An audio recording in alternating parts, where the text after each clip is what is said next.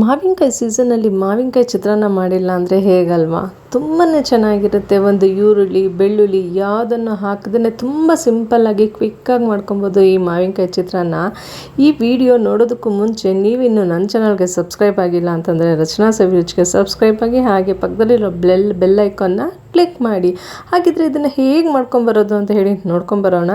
ಮೊದಲಿಗೆ ಇಲ್ಲೊಂದು ಒಗ್ಗರಣೆ ಬಾಣಲಿ ಇಟ್ಕೊಂಡಿದ್ದೀನಿ ಸಣ್ಣದಾಗಿ. ಅದಕ್ಕೊಂದು ಅರ್ಧ ಸ್ಪೂನಷ್ಟು ಮೆಂತ್ಯ, 1 ಸ್ಪೂನಷ್ಟು ಜೀರಿಗೆ, ಹಾಗೆ ಒಂದು ಅರ್ಧ ಸ್ಪೂನಷ್ಟು ಸಾಸಿವೆ, ಇದು ಮೂರನ್ನು ಹಾಕ್ಕೊಂಡು ಚೆನ್ನಾಗಿ ಒಂದು ಕಂದು ಬಣ್ಣ ಬರೋವರೆಗೂ ಹುರ್ಕೊಬೇಕಾಗುತ್ತೆ. ಚೆನ್ನಾಗಿ ಫ್ರೈ ಆಗಬೇಕು, ಅಂದರೆ ಕಲರೆಲ್ಲ ಅದು ಚೇಂಜ್ ಆಗೋದು ನಿಮಗೆ ಗೊತ್ತಾಗುತ್ತೆ. ನೋಡ್ತಾ ಇದ್ದೀರಲ್ಲ, ಈ ರೀತಿ ಬಣ್ಣ ಬದಲಾಗೋವರೆಗೂ ನಾವು ಹುರ್ಕೊಬೇಕಾಗುತ್ತೆ. ಅದು ಹುರಿದಿದ್ದಾದಮೇಲೆ ಸ್ವಲ್ಪ ತಣ್ಣಗಾದ್ಮೇಲೆ ಒಂದು ಕುಟಾಣಿಗೆ ಹಾಕ್ಕೊಂಡು ಒಂದು ಫೈನ್ ಪೌಡರಲ್ಲಿ ಮಿಕ್ಸಿಗೆ ಹಾಕ್ಕೊಳೋದ್ಕಿಂತ ಈ ರೀತಿ ಕುಟಾಣಿಗೆ ಹಾಕ್ಕೊಂಡು ಮಾಡಿದ್ರೆ ಪೌಡರು ಒಂದು ಒಳ್ಳೆ ಘಮನೆ ಬರುತ್ತೆ. ನಾವಿಲ್ಲಿ ಕುಟ್ತಿದ್ದಂಗೆ ಗೊತ್ತಾಗುತ್ತೆ ಆ ಮೆಂತ್ಯ, ಜೀರಿಗೆ, ಸಾಸಿವೆ ಎಲ್ಲ ಒಂದೊಳ್ಳೆ ಘಮ ಬರ್ತಿರುತ್ತೆ, ತುಂಬಾ ಚೆನ್ನಾಗಿರುತ್ತೆ. ಇದನ್ನು ಕುಟ್ಬಿಟ್ಟು ಪಕ್ಕಕ್ಕೊಂದು ಬೌಲಲ್ಲಿ ಹಾಕಿ ಇಟ್ಕೊಂಬಿಟ್ಟು ಇವಾಗ ನಾನು ಮತ್ತೆ ಗ್ಯಾಸ್ ಮೇಲೆ ಒಂದು ಬಾಣಲಿ ಇಟ್ಕೊತಾ ಇದ್ದೀನಿ.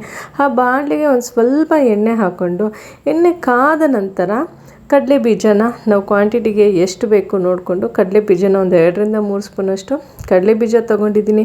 ಆ ಕಡಲೆ ಬೀಜನೂ ಕೂಡ ಬಣ್ಣ ಚೇಂಜ್ ಆಗೋವರೆಗೂ, ಹಾಗೆ ಆ ಸಿಪ್ಪೆ ಎಲ್ಲ ಬಿಡೋವರೆಗೂ ನಾವಿಲ್ಲಿ ಹುರ್ಕೊಬೇಕಾಗತ್ತೆ. ಫಸ್ಟೇ ಕಡಲೆ ಬೀಜನ ಎಣ್ಣೆಯಲ್ಲಿ ಈ ರೀತಿ ಫ್ರೈ ಮಾಡಿ ಇಟ್ಕೊಂಡ್ಬಿಟ್ಟೆ ನಾವು ಚಿತ್ರಾನ್ನಕ್ಕೆ ಹಾಕಿದಾಗ ಅದು ಮೆತ್ತಗಾಗೋದಿಲ್ಲ.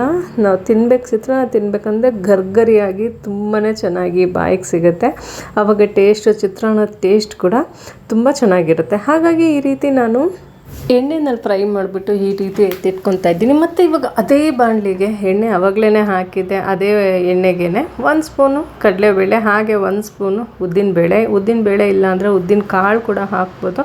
ಎರಡನ್ನು ಚೆನ್ನಾಗಿ ಕಂದು ಬಣ್ಣ ಬರೋವರೆಗೂ ಆದಷ್ಟು ಮೀಡಿಯಮ್ ಫ್ಲೇಮಲ್ಲೇ ಫ್ರೈ ಮಾಡ್ಕೊಬೇಕಾಗತ್ತೆ. ಇದು ಚೆನ್ನಾಗಿ ಒಂದು ಕಲರ್ ಚೇಂಜ್ ಆಗಿದೆ ಅಂತ ಅನ್ನಿಸ್ದಾಗ ಹೆಚ್ಚಿಟ್ಟಿಟ್ಕೊಂಡಿರೋ ಅಂತಹ ಹಸಿಮೆಣಸಿನ್ಕಾಯಿ ಹಾಕ್ಕೊತಾ ಇದ್ದೀನಿ. ಈ ರೀತಿ ಉದ್ದುದ್ವಾಗೂ ಹಾಕ್ಕೊಬೋದು, ಇಲ್ಲ ಸಣ್ಣದಾಗಿ ಹೆಚ್ಚಿ ಕೂಡ ಹಾಕೊಬೋದು. ಮಕ್ಕಳೆಲ್ಲ ತಿನ್ನಬೇಕಂದ್ರೆ ಬಾಯಿಗೆ ಸಿಕ್ಬಿಡುತ್ತೆ, ಹಸಿಮೆಣ್ಸಿನ್ಕಾಯಿ ಖಾರ ಆಗುತ್ತೆ ಅಂತ ಹೇಳಿ ನಾನು ಈ ರೀತಿ ಉದ್ದುದ್ದಕ್ಕೆ ಹೆಚ್ಚಿಟ್ಕೊತಾ ಇದ್ದೀನಿ. ಹಾಗೆ ಸ್ವಲ್ಪ 1-2 ಕಡ್ಡಿ ನಾಟಿ ಕರಿಬೇವು, ಹಾಗೆ ಸ್ವಲ್ಪ ಸಾಸಿವೆ, ಇದು ಹಾಕ್ಕೊಂಡು ಮೆಣಸಿನ್ಕಾಯಿ ಸ್ವಲ್ಪ ಫ್ರೈ ಆಗೋವರೆಗೂ ಎಣ್ಣೆನಲ್ಲೇ ಫ್ರೈ ಮಾಡ್ಕೊಬೇಕು. ಇದು ಫ್ರೈ ಆದಮೇಲೆ ಮಾವಿನಕಾಯಿ ಚಿತ್ರಾನ್ನ ಅಂತ ಆಲ್ರೆಡಿ ನಾನು ಹೇಳಿದೆ. ಹಾಗಾಗಿ ಇಲ್ಲಿ ಮಾವಿನಕಾಯಿನ ಒಂದು ಮೀಡಿಯಮ್ ಸೈಜ್ ಮಾವಿನಕಾಯಿನ 1 ಕಪ್ ಆಗೋಷ್ಟು ತುರಿದಿಟ್ಕೊಂಡಿದ್ದೆ, ಅದನ್ನು ಸೇರಿಸ್ಕೊತಾ ಇದ್ದೀನಿ. ನಾನು ಯೂಸ್ ಮಾಡ್ತಾ ಇರೋ ಅಂಥದ್ದು ಬಂದು ತೋತಾಪುರಿ ಮಾವಿನಕಾಯಿ. ಹುಳಿ ಮಾವಿನಕಾಯಿ ಕೂಡ ನಾವು ಹಾಕೊಬೋದು, ಚೆನ್ನಾಗಿರುತ್ತೆ, ಹುಳಿಯಾಗಿರುತ್ತೆ ಚಿತ್ರಾನ್ನ.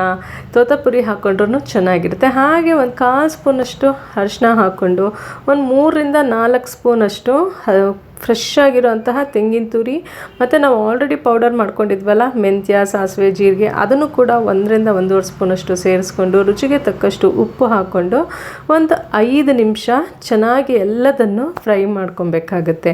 ಈ ರೀತಿ ಮಾಡಿಕೊಂಡ್ರೆ ಇಲ್ಲಿಗೆ ಈ ಮಾವಿನಕಾಯಿ ಚಿತ್ರಾನ್ನ ಒಂದು ಪರ್ಫೆಕ್ಟಾಗಿ ರೆಡಿ ಆಗುತ್ತೆ. ತುಂಬ ಅಂದರೆ ತುಂಬ ಟೇಸ್ಟಿಯಾಗಿರುತ್ತೆ. ಇದೊಂದು ಡಿಫ್ರೆಂಟ್ ಆಗಿರೋ ಅಂತಹ ಚಿತ್ರಾನ್ನ ಅಂತಲೇ ಹೇಳ್ಬೋದು. ಮತ್ತು ಮಾಡೋದು ಕೂಡ ಅಷ್ಟೇ ಸುಲಭ, ಟೇಸ್ಟ್ ಮಾತ್ರ ಅದ್ಭುತವಾಗೇ ಇರುತ್ತೆ. ನೋಡಿ, ಈ ರೀತಿ ಒಂದು 5 ನಿಮಿಷ ಮೀಡಿಯಮ್ ಫ್ಲೇಮಲ್ಲೇ ಚೆನ್ನಾಗಿ ಫ್ರೈ ಮಾಡಿ ಇಟ್ಕೊಂಡ್ಬಿಟ್ರೆ ಇದು ಆಲ್ಮೋಸ್ಟ್ ನಮಗೆ ಫ್ರಿಡ್ಜ್ ಇಲ್ಲ ಅಂತಂತಂದ್ರೂ 3-4 ದಿನದವರೆಗೂ ಇರುತ್ತೆ. ಫ್ರಿಜ್ಜಲ್ಲಿ ಇಟ್ಕೊಂಡ್ರೆ 1 ವೀಕ್ವರೆಗೂ ನಾವು ಸ್ಟೋರ್ ಮಾಡಿ ಇಟ್ಕೊಬೋದು. ಇವಾಗ ನೋಡಿ, ನಾನಿಲ್ಲಿ ವೈಟ್ ರೈಸ್ ಮಾಡ್ಕೊಂಡಿದ್ದೆ. ನೀರು 1 ಗ್ಲಾಸ್ ಅಕ್ಕಿಗೆ 2 ಗ್ಲಾಸು ನೀರು ಹಾಕಿಬಿಟ್ಟು ಸ್ವಲ್ಪ ಉದ್ರುದ್ರಿಯಾಗಿ ಅನ್ನ ಆಗೋ ಥರ ನಾವು ಮಾಡ್ಕೊಬೇಕಾಗುತ್ತೆ. ಯಾಕಂದರೆ ಚಿತ್ರಾನ್ನಕ್ಕೆ ನಿಮಗೆ ಗೊತ್ತು, ಭಾತ್ಗೆಲ್ಲ ಸ್ವಲ್ಪ ಮುದ್ದೆ ಹಂಗಿದ್ರೂ ನಡೆಯುತ್ತೆ, ಚಿತ್ರಾನ್ನಕ್ಕೆ ಸ್ವಲ್ಪ ಉದ್ರುದ್ರಿಯಾಗಿ ಆದ್ರೇ ಚಿತ್ರಾನ್ನ ಚೆನ್ನಾಗಾಗೋದು ಅಂತ ಹೇಳಿಬಿಟ್ಟು ನೋಡಿ, ಇವಾಗ ನಾನು ಒಂದು ಸ್ವಲ್ಪ ಗೊಜ್ಜನ್ನ ಎತ್ತಿಟ್ಕೊತಾ ಇದ್ದೀನಿ. ನಾನು ಹೇಳ್ದಂಗೆ ಈ ಗೊಜ್ಜು ನಾವು ಫ್ರಿಜ್ಜಲ್ಲಿ ಸ್ಟೋರ್ ಮಾಡಿ ಇಟ್ಕೊಂಡ್ರೆ 1 ವಾರದವರೆಗೂ ಸ್ಟೋರ್ ಮಾಡ್ಕೊಬೋದು. ಹಾಗೆ ಫ್ರಿಜ್ ಇಲ್ಲ ಅಂತಂದವರು ಕೂಡ ಒಂದು 2-3 ದಿನದವರೆಗೂ ಸ್ಟೋರ್ ಮಾಡಿ ಇಟ್ಕೊಬೋದು. ನಾನು ಕೂಡ ಸ್ವಲ್ಪ ಗೊಜ್ಜಿನ ಕ್ವಾಂಟಿಟಿ ಜಾಸ್ತಿನೇ ಮಾಡಿದ್ದೆ. ಮತ್ತು ಯಾವಾಗಾದ್ರೂ ಸಾಂಬಾರು ಕಮ್ಮಿ ಇದ್ದಾಗ, ಇಲ್ಲ ತಿನ್ನಬೇಕು ಅನಿಸ್ದಾಗ ಇನ್ನೊಂದು 2-3 ಡೇಸ್ ಒಳಗಡೆ ತಿನ್ನೋಣ ಅಂತಂತ ಹೇಳಿಬಿಟ್ಟು ನೋಡಿ, ಈ ರೀತಿ ಚಿತ್ರಾನ್ನ ರೆಡಿಯಾಗಿದೆ. ಲಾಸ್ಟಲ್ಲಿ ಸ್ವಲ್ಪ ಕಡಲೆ ಬೀಜ ಹಾಕಿಬಿಟ್ಟು ಕೊತ್ತಂಬರಿ ಸೊಪ್ಪು ಹಾಕಿಬಿಟ್ರೆ ಒಂದು ಪರ್ಫೆಕ್ಟ್ ಮಾವಿನಕಾಯಿ ಚಿತ್ರಾನ್ನ ರೆಡಿ ಆಗುತ್ತೆ. ನೀವು ಕೂಡ ಮನೆಯಲ್ಲಿ ಒಂದು ಸಲ ಟ್ರೈ ಮಾಡಿ ನೋಡಿ. ಈರುಳ್ಳಿ ಬೆಳ್ಳುಳ್ಳಿ ಯಾವುದೂ ಹಾಕ್ದಿರಾ, ಇಲ್ಲ ಈರುಳ್ಳಿ ಹಾಕಿದ್ರೂ ಚೆನ್ನಾಗಿರುತ್ತೆ, ಇದ್ರ ಜೊತೆ ಕ್ಯಾಪ್ಸಿಕಮ್ ಹಾಕಿದ್ರೂ ಚೆನ್ನಾಗಿರುತ್ತೆ. ಆದರೆ ನಾನು ಇವತ್ತಿನ ವಿಡಿಯೋದಲ್ಲಿ ಏನೂ ಹಾಕ್ದಿರಾ ಬರೀ ಮಾವಿನಕಾಯಿ ಹಾಕಿ ಹೇಗೆ ಮಾಡೋದು ಅಂತ ಹೇಳಿ ತೋರಿಸ್ಕೊಟ್ಟಿದ್ದೀನಿ. ಟೇಸ್ಟ್ ಮಾತ್ರ ಒಂದು ಅದ್ಭುತವಾಗೇ ಇರುತ್ತೆ ಅಂತ ಅನ್ಬೋದು. ಈ ಚಿತ್ರಾನ್ನ ಎಲ್ಲರ ಮನೆಯಲ್ಲೂ ಯುಗಾದಿಗಳಲ್ಲಿ ಮಾಡ್ತಾರೆ, ತುಂಬಾ ಚೆನ್ನಾಗಿರುತ್ತೆ.